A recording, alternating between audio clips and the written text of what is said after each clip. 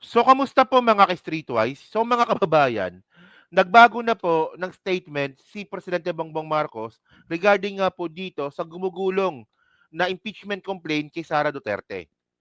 Okay. Kumbaga, noong December last year, 2024, ang sabi ni PBBM ay ang impeachment trial nga daw po kay Sara ay hindi importante at storm in the teacup. Okay.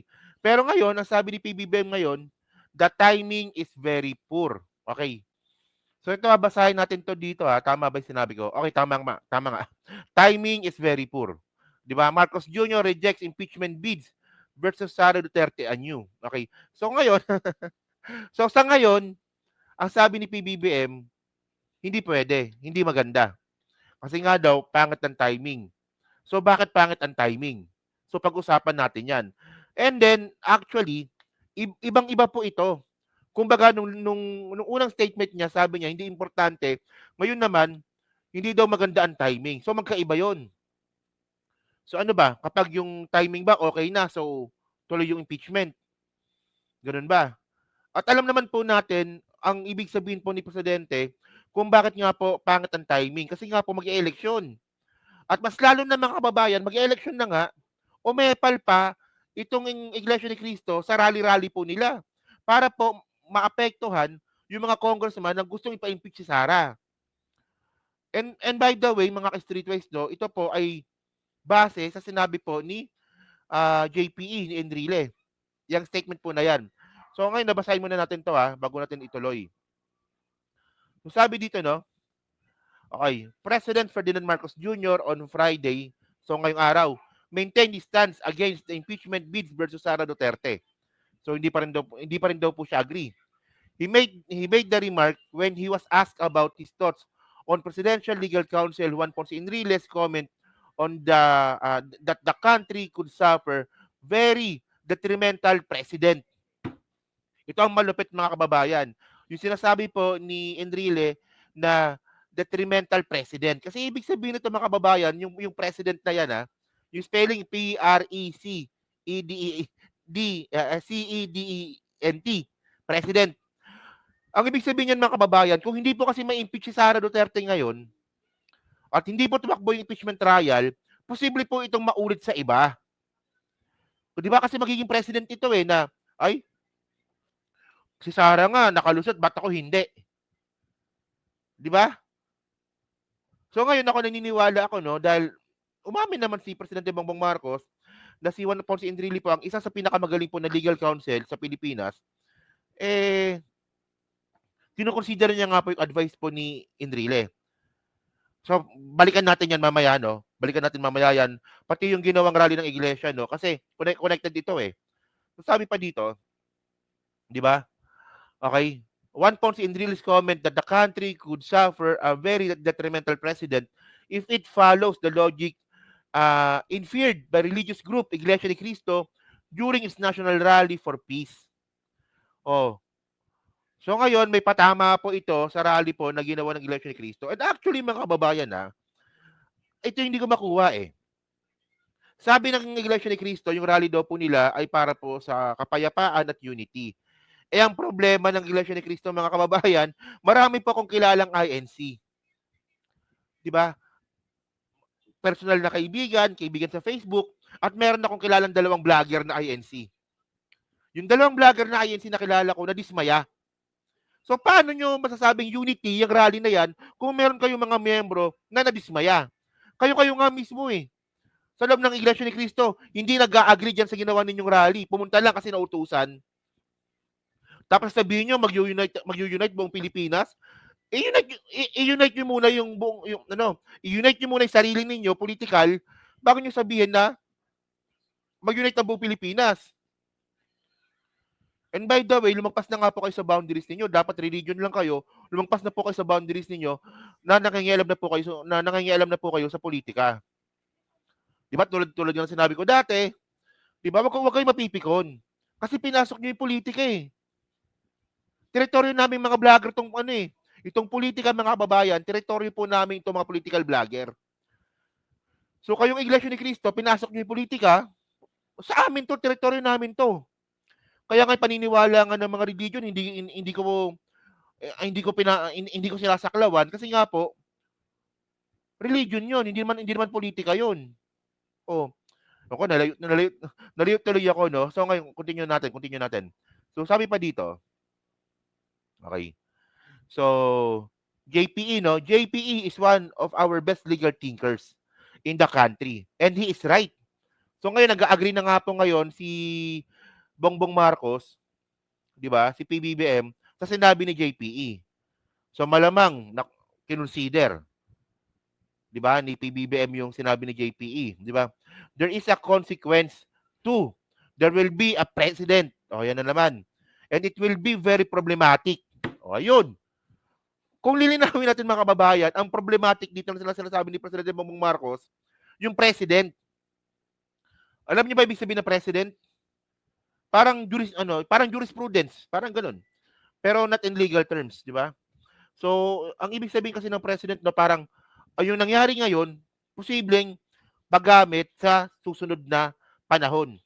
Na pwedeng sabihin na si Sara Duterte nga nagawa to, ba't ako hindi pwede? So, in layman's term, ganun pa ibig sabihin ng president na yan. So ngayon, nag-agree dito si PBBM na kung hindi po ipapa-impeach or itutuloy yung impeachment trial ni Sara Duterte, it will be a very bad president in the future. It will be problematic. O, di ba? Napakadaling intindihin. So ngayon, ito yung sinabi ni PBBM. Actually, may video dito. So panoorin natin to Wait lang. Ito. Panoorin natin to. Ito yung video eh. Sige. He is one of our best legal thinkers in the country, and he is right. There is a consequence to. There will be a precedence, and it will President. Okay. be very problematic.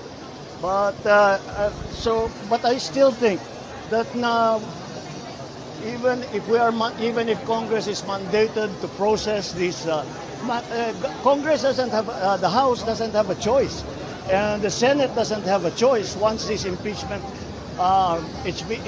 complaints are filed. But, di ba? Iba na mga kababayan. Hindi importante, hindi na yung storm in the teacup. Ngayon ang sinasabi ni PBBM ngayon, tama si JPE na magiging problematic president po yung nangyayari kay Sara. At walang magagawa ang Kongreso at ang Senado pag gumulong na po yung impeachment trial. Yun nga lang, ang sabi ni PBBM ito. I don't think that now is the time to go through that. So, paubayan na. So, ang sabi ni PBBM, tama si JPE na it would be problematic president. Walang magagawa ang House at Senado kapag tumakbo ng impeachment, pero hindi ito ang tamang timing. So hindi ito tamang timing. And actually ako nag-agree naman ako dito. Alam niyo kung bakit? Mag-election na po eh. Ilang buwan na lang, May, January, February, March, April, May, 4 na buwan. Mag-election na. Next month, February, simula na po ng campaign period. At mas lalong nagpagulo dito mga kababayan, yung ginawa po ng Iglesia ni Cristo. Kasi ito malinaw to mga kababayan eh. Malinaw po ang statement ng Iglesia ni Cristo na kaya sila nag-rally dahil po pagsuporta ito kay Sara. 'Di ba? Ang sabi ko nga eh. 'Di ba? Pwedeng on denial yung mga ibang mga kamiyembro nito kasi nga syempre sobrang panatiko sa religion and I respect that naman. 'Di ba? Pero syempre mga kababayan, magkaiba na po kasi yung on denial sa pagiging tanga-tanga. Malinaw po na political po yung rally na ginawa. Kaya nga mga politiko, kaya nga yung mga politiko nag-react. Kasi kung hindi po political po yung rally ng Iglesia ni Cristo, hindi magre-react yung mga politiko. At alam naman po natin na yung mga re-electionist po ngayon sa 2025 election, umurong ng dalawang isip. Di ba? Especially yung mga re-electionist na walang yan, no? Yung Iglesia, sayang yung boto. Nag-rally para kay Sara, sayang boto. So ngayon, sabi ni Presidente Bongbong Marcos, this is very bad timing para sa impeachment kasi nga mag-election. Sinabi niya yan. Continue natin. So, ito. Tingnan nyo. I don't think that now is the time to go through that. So, paubayan na muna natin sa ating... Total, as a practical matter, papasok na tayo sa campaign period. Wala ng congressman, wala ng senador dahil nangangampanya na sila. Hindi tayo makakapagbuo ng quorum. And so, as a practical matter, the timing is very poor. So ngayon mga kababayan, kayo ba nag-agree ba kayo? Kasi malinaw naman yung sinabi ni PBBM eh. 'Di ba? Na iba na po, iba to. Iba itong sinabi ni PBBM noong December at iba pa yung sinabi niya ngayon. At malamang ang isa sa mga reason kung bakit nagbago ang isip or statement ni PBBM dahil po sa statement nga rin po na binigay ni Enrile. So, ito. So sabi ni Enrile ito there is a bigger question. Can the Iglesia ni Cristo with its all members amend the Constitution or suspend any of its provision? Kasi mga kababayan, di ba, yung impeachment trial, hindi naman po illegal. Hindi naman po bawal. So ang tanong nga dito ni Enrile, kaya bang amyendahan ng Iglesia ni Cristo yung Constitution natin para sa mga provision nito? And we are talking about impeachment. Di ba?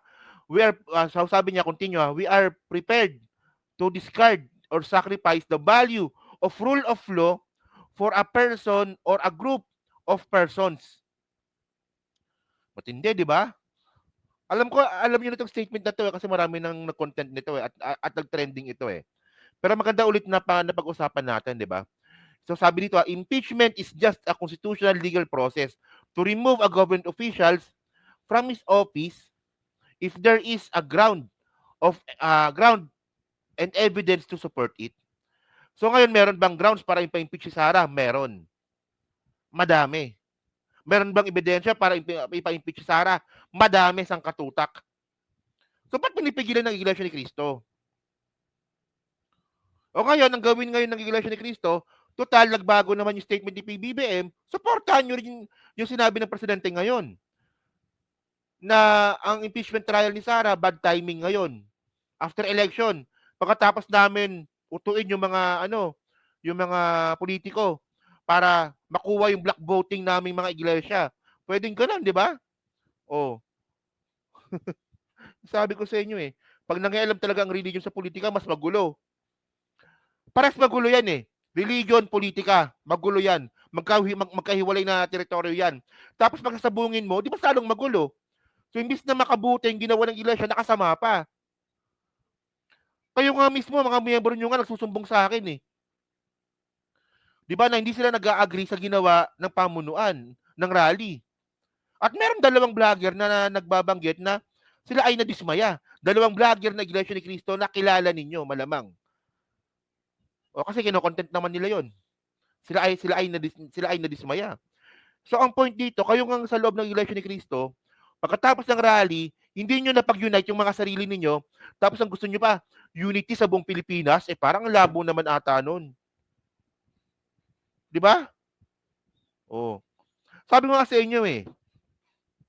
Di ba? Walang problema na sa ngayon on denial kayo, pero sana eventually, di ba, magkaroon kayo ng acceptance na ito ang totoong nangyayari. Oh. So continue natin, sabi pa dito. Oh. Okay. The impeached official is not going to jail by mere fact of his impeachment. As a nation and state, we will incur a very detrimental precedent if we follow the logic implicit in the INC rally that they mounted. Oh. So sabi ni JPE, detrimental precedent yung susundin natin or mangyayari kung susundin po natin yung logic po ng INC rally. Diba? We are prepared and ready to face the long-term consequences of that INC move. O yan, diba? Kasi ang point dito mga kababayan, diba?